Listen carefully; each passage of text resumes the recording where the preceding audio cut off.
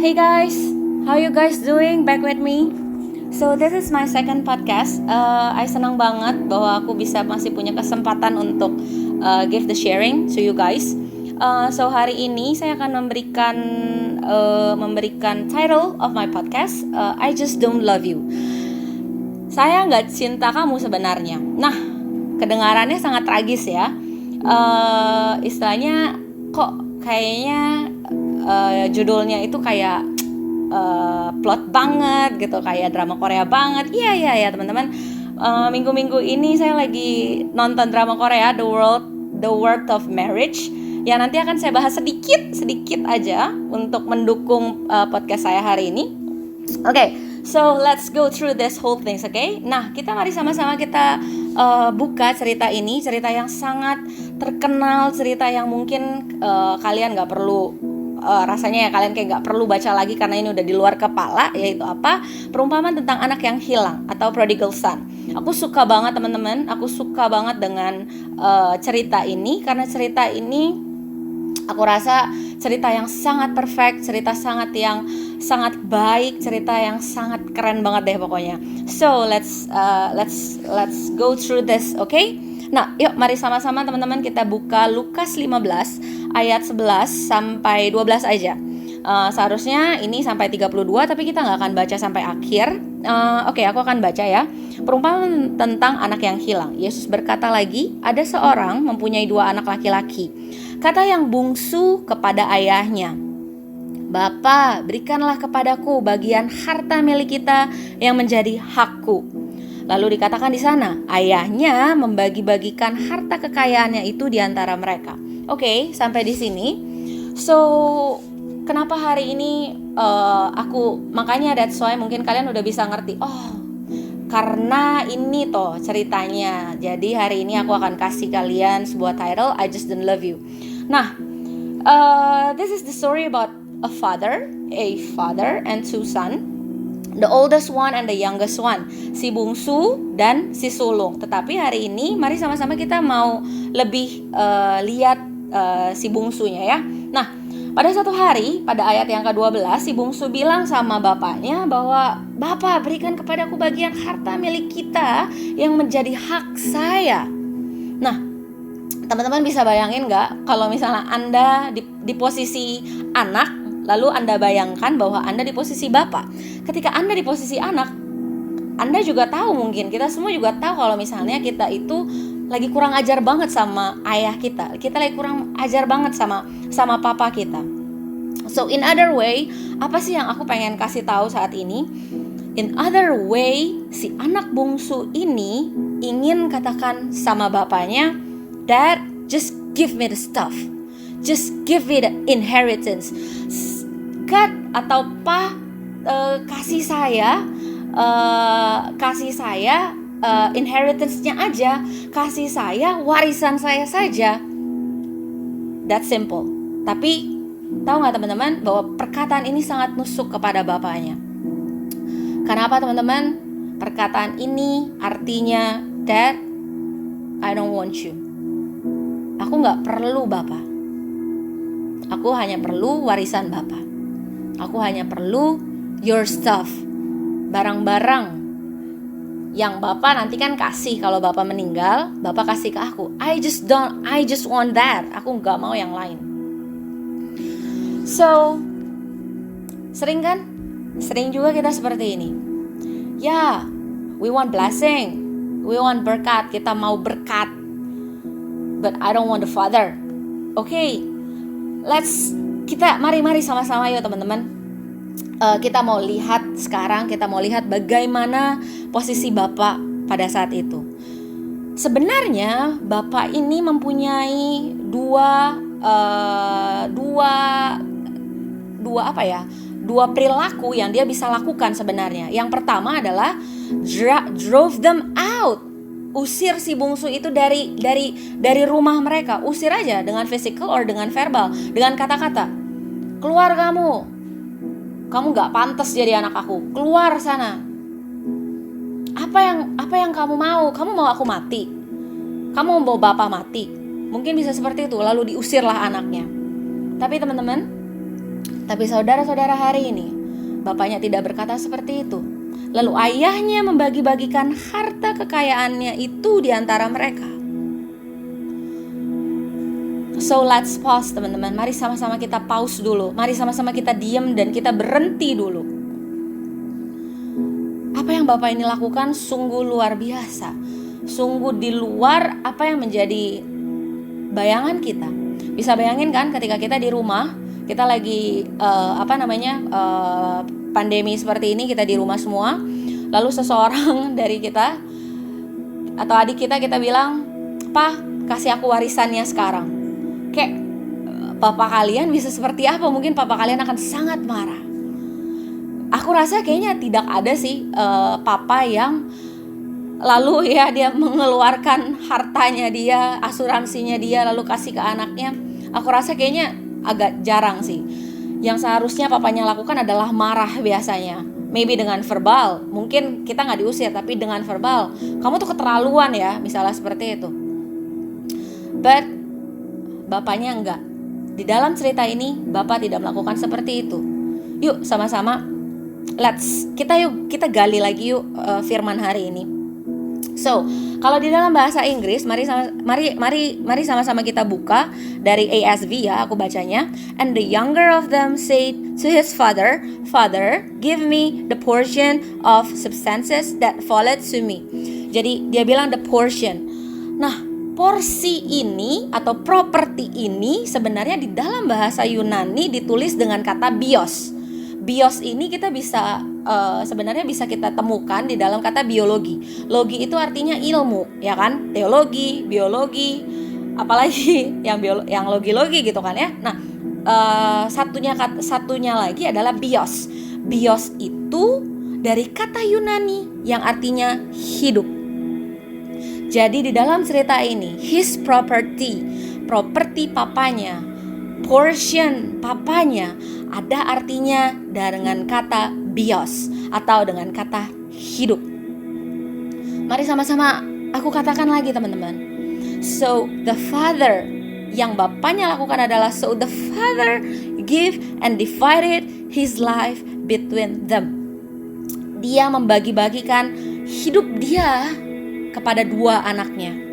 Karena apa? Karena untuk lose the land, untuk memberikan tanahnya mereka itu sama dengan memberikan dirinya sendiri. So, dengan kata lain, mari sama-sama aku mau buka lagi, aku mau balikin lagi. So, the son is trying to ask to tear his father life apart. Anak ini sedang berusaha untuk membagi hidupnya, merobek hidup ayahnya menjadi dua. Ini sangat keterlaluan, teman-teman. Apa yang Bapak rasakan? Suatu perasaan yang sangat-sangat gak enak banget. Suatu perasaan yang sangat-sangat hancur banget. I think this is the worst thing that human being can endure. Apa itu? Rejected love. Pernahkah kita merasakan rejected love? Mungkin ada yang pernah, mungkin ada yang gak pernah. Mungkin ada yang pernah di-betray. Mungkin di-betray sama teman-temannya. Seharusnya jarang sama keluarga, tapi mungkin ada yang merasakan itu dari keluarga, dari mamanya, dari papanya. Aku gak tahu. So that's why sebenarnya dunia ini itu susah sekali. Dunia ini itu struggle. Dunia ini atau people ya, atau manusia-manusia di dunia ini, beberapa manusia di dunia ini really struggle very hard untuk mengerti this concept, untuk ngerti konsep ini. Khususnya buat teman-teman, khususnya buat sahabat-sahabat aku yang mempunyai problem di dalam keluarga, yang gak punya figur orang tua yang baik, yang gak punya figur seorang papa yang baik. Papa meninggalkan mama kalian, dan mama kalian harus hidup sendiri. Ya. So di sini teman-teman, kita bisa merasakan bahwa Bapa di dalam cerita ini sedang merasakan suatu perasaan yang sangat menderita. the worst thing ever that human being can endure, yaitu rejected love. So apa yang bisa kita lakukan biasanya di posisi ini? Teman-teman, seperti yang pertama saya katakan bahwa di dalam minggu ini saya lagi nonton film drama Korea yaitu The World of Marriage, yang mengisahkan seorang pasutri, seorang pasangan suami istri, lalu suaminya selingkuh, lalu istrinya mencari cara untuk menyakiti suaminya. Inilah yang biasa dunia lakukan, teman-teman. Ini yang biasa dunia lakukan. Kenapa dunia melakukan seperti itu? Karena kita menyakiti orang lain, karena orang lain itu sudah menyakiti kita. Buat apa sih sebenarnya? Biar kita itu gak terlalu sakit, untuk kita protect ourselves. But this father gak seperti itu. Mari sama-sama kita lihat lagi. Apa yang cerita ini tell about this father? Apa yang konsep the true father ini katakan? So the concept of the true father adalah emosi seorang bapa yang pernah merasakan ditinggalkan oleh anaknya, dibetray oleh anaknya. Dia merasakan sebuah perasaan yang paling gak enak. Dia ditinggalkan anaknya. Tapi he is very generous. Karena apa? Bisa kita lihat dari his willingness to accept the agony of the rejected love, yang artinya kesediaan si bapak ini mempunyai kesediaan untuk menerima, untuk menahan penderitaan dari cinta yang tertolak ini. So I can say that this father is very generous. Bapak ini adalah bapak yang sangat murah hati. Kebaikannya itu satu ketahanannya, satu kesabarannya itu sangat dalam. So teman-teman, kalau misalnya aku mau menghubungkan dengan cerita kita saat ini, bukankah kita teman-teman seperti anak bungsu itu? When we do our tests, when we struggle, when we stressful, apa yang kita lakukan teman-teman? Coba bayangin, misalnya ada seorang sahabat kita, ada seorang kerabat kita, keluarga kita sakit. Apa yang biasa kita lakukan? We pray hard. Kita worship Tuhan, kita sujud sama Tuhan, kita minta sama Tuhan, God please heal them. Tolong sembuhkan mereka. Tolong Tuhan bless our family finances. Tolong Tuhan, keuangan keluarga kami lagi gak baik. Tolong Tuhan, keluarga kami lagi berantakan. Tolong Tuhan, aku tolong bisa kuliah. Tolong Tuhan, tesis aku Tuhan. Tolong Tuhan, aku lagi kelabakan ini Tuhan. Tuhan tolong, mama papa lagi sakit.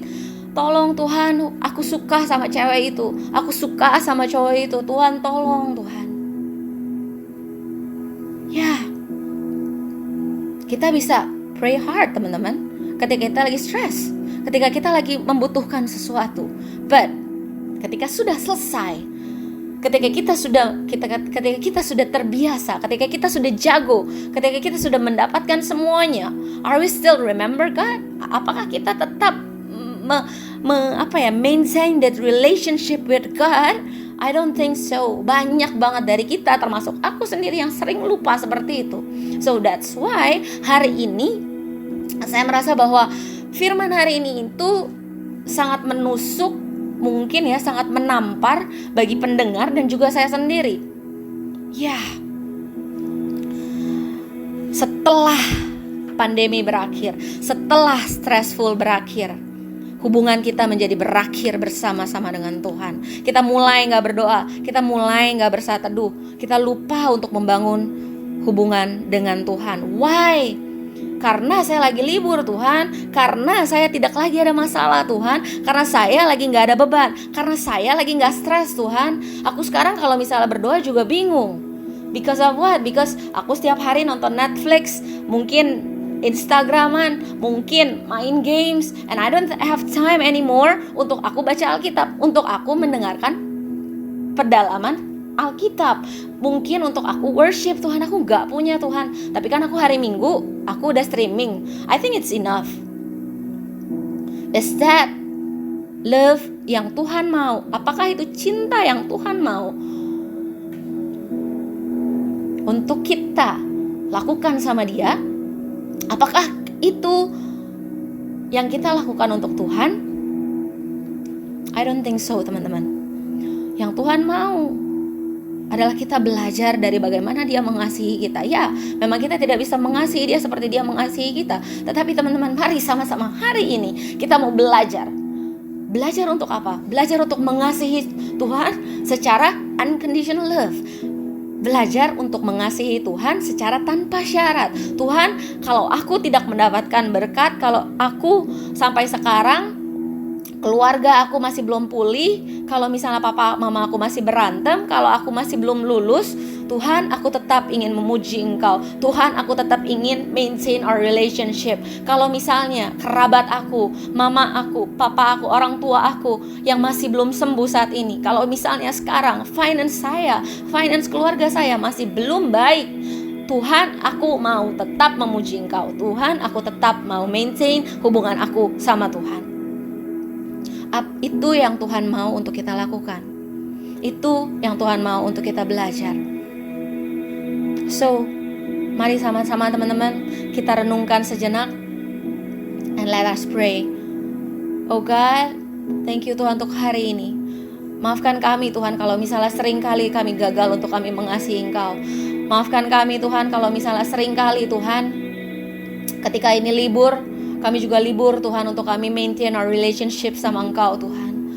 Tuhan, bagi para pendengar Tuhan, bagi kami sendiri, bagi hamba sendiri Tuhan, ampuni Tuhan setiap kesalahan dan dosa kami. Dan biarkan Tuhan kami mau Tuhan, kami mau mencintai Engkau Tuhan dengan segenap hati kami. Kami mau mencintai Engkau Tuhan, bukan seperti anak bungsu Tuhan.